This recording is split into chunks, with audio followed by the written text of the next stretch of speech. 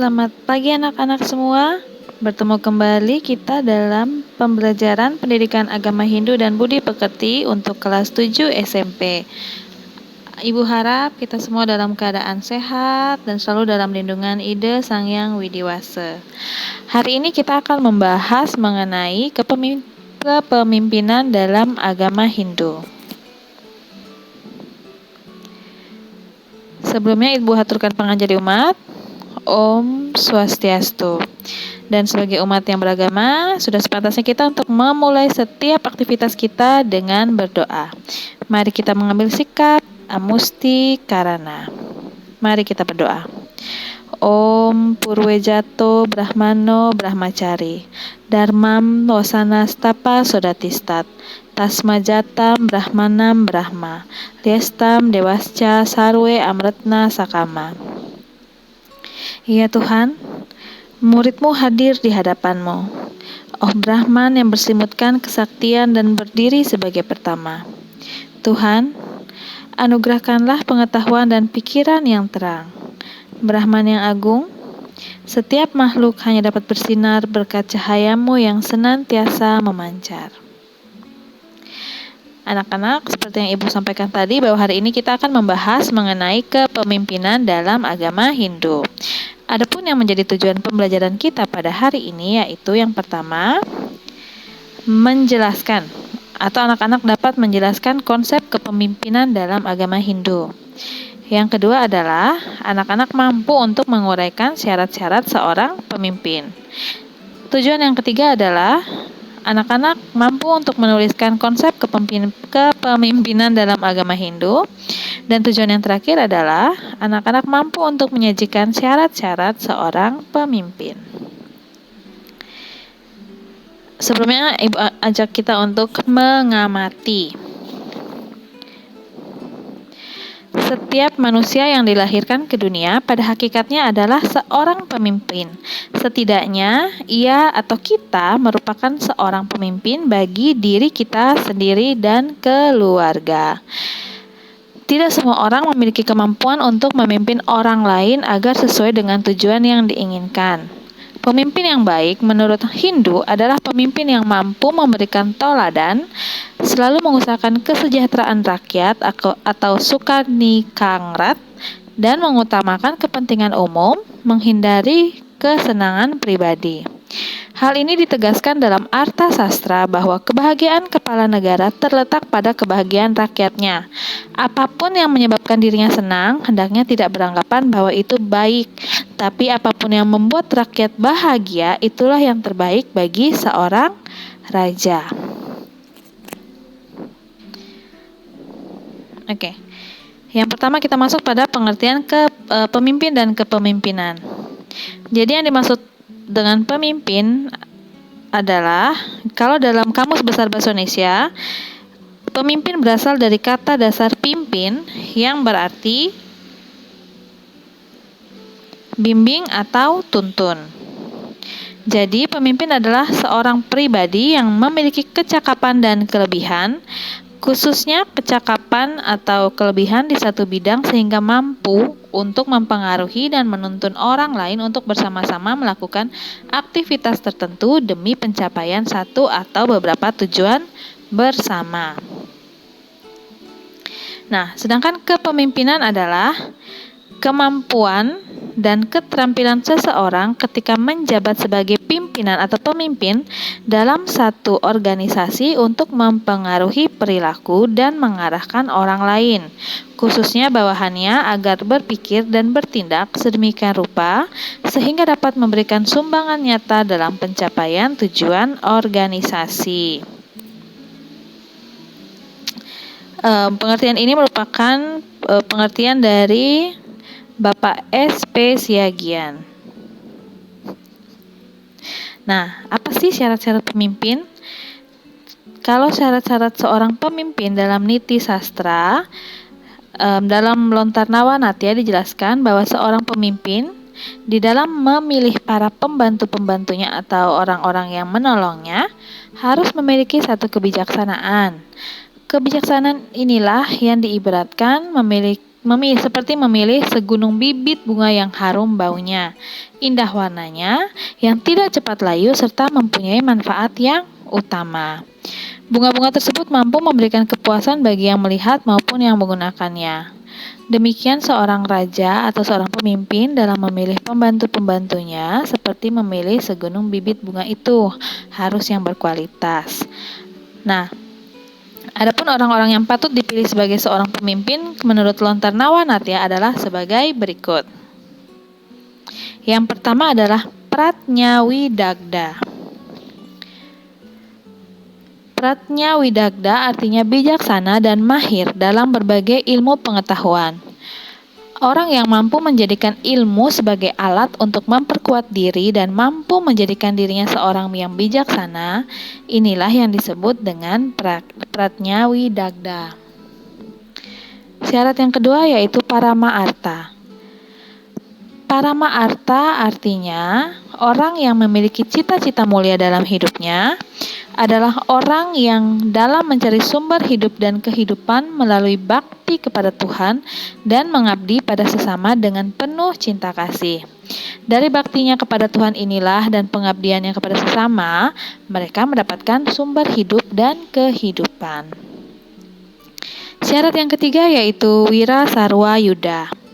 Wira Sarwa Yuda artinya pemberani dalam menghadapi pertempuran, baik dalam keadaan perang, ikut berperang, maupun dalam keadaan damai, tidak takut menghadapi masalah yang terjadi dalam melaksanakan tugas-tugas kepemimpinan. Pemimpin itu jangan lari dari persoalan yang sedang terjadi, namun harus dihadapi untuk menemukan jalan keluarnya. Setiap persoalan yang timbul hendaknya diselesaikan secara baik atau berdasarkan kebenaran dan menuju kebenaran. Syarat yang keempat yaitu Dirotsaha. Dirotsaha artinya teguh dan tekun dalam berupaya. Dirotsaha berasal dari kata dira yang artinya teguh atau tekun dan utsaha artinya berupaya. Keteguhan dan ketekunan itu bukanlah satu keangkuhan, namun didasarkan pada kuatnya rasa bakti pada Tuhan dan disertai dengan keyakinan bahwa Tuhan pasti akan memberikan petunjuk pada mereka yang teguh dan tekun berusaha untuk menemukan kebenaran. Syarat yang kelima yaitu Pragiwakya yang berarti pandai bertutur kata atau pandai menyusun kata-kata dalam pembicaraan. Salah satu tugas seorang pemimpin adalah menyampaikan buah pikirannya dalam satu pembicaraan dengan pihak lain secara jelas, lugas, tepat, dan teliti. Pragiwakya akan diperoleh melalui kegemaran membaca dan latihan-latihan berbicara. Syarat yang keenam adalah sama upaya, yaitu taat pada janji. Janji adalah mahkota yang menentukan wibawa seorang pemimpin. Karena itu, pemimpin tidak boleh sembarangan berjanji. Kepercayaan adalah nafas bagi seorang pemimpin. Sekali pemimpin melakukan kebohongan, maka akan sulit untuk dipercaya oleh bawahan-bawahannya atau oleh rakyatnya. Syarat yang ketujuh yaitu Lagawangarta. Lagawangarta artinya orang yang tidak memiliki pamrih pribadi yang sempit. Seorang pemimpin sangat mendalami tentang kebenaran ajaran karma pala, karena hanya perbuatan yang baiklah yang akan memberikan hasil yang baik. Oleh karena itu, berkonsentrasilah untuk selalu berbuat yang baik sesuai dengan swadharma atau kewajiban diri sendiri. Syarat yang ke-8 adalah Vruhring Sarwa Bastra, yang artinya tahu mengatasi kerusuhan atau mirip dengan ilmu manajemen krisis. Jadi seorang pemimpin itu harus sudah memperhitungkan dengan matang semua kemungkinan tersebut dan harus sudah memiliki berbagai upaya dan konsep-konsep pencegahannya. Syarat yang ke-9 atau yang terakhir adalah Wiweka. Wiweka artinya mampu membedakan yang baik dan yang buruk, atau kemampuan untuk dapat membedakan mana yang salah dan mana yang benar, mana yang tepat dan mana yang kurang tepat. Jadi mampu untuk mengambil sikap mana yang lebih penting dan mana yang kurang penting, atau mampu memprioritaskan masalah mana yang harus diselesaikan terlebih dahulu dan berikut-berikutnya. Nah, hal ini tidak dapat diperoleh hanya dengan membaca buku saja, namun harus dilakukan melalui latihan-latihan yang tekun dalam masyarakat. Di samping itu juga harus ada bakat. Nah, kalau syarat dan kelebihan pemimpin menurut Dr. Ruslan Abdul Ghani ada 3, yaitu yang pertama dalam bidang rasio. Kelebihan dalam bidang rasio artinya seorang pemimpin harus memiliki pengetahuan tentang tujuan dan asas organisasi yang dipimpinnya.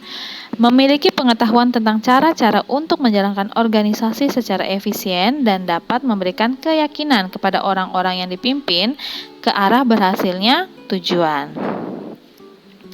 Yang kedua adalah dalam bidang rohania. Seorang pemimpin harus memiliki sifat-sifat yang memancarkan keluhuran budi, ketinggian moral, dan kesederhanaan watak. Dan syarat yang ketiga adalah dalam bidang jasmania. Jadi, seorang pemimpin harus mampu untuk memberikan contoh semangat dan prestasi kerja sehari-hari yang baik kepada orang-orang yang dipimpinnya. Nah, adapun yang menjadi tugas dari seorang pemimpin adalah yang pertama adalah planning atau perencanaan. Planning atau perencanaan adalah satu pikiran, perencanaan, persiapan keputusan dan penerapan yang dilakukan sebagai satu kegiatan dari seorang pemimpin. Kegiatan awal dari seorang pemimpin yaitu yang pertama menetapkan tujuan yang ingin dicapai. Yang kedua merumuskan program kerja yang akan dilaksanakan.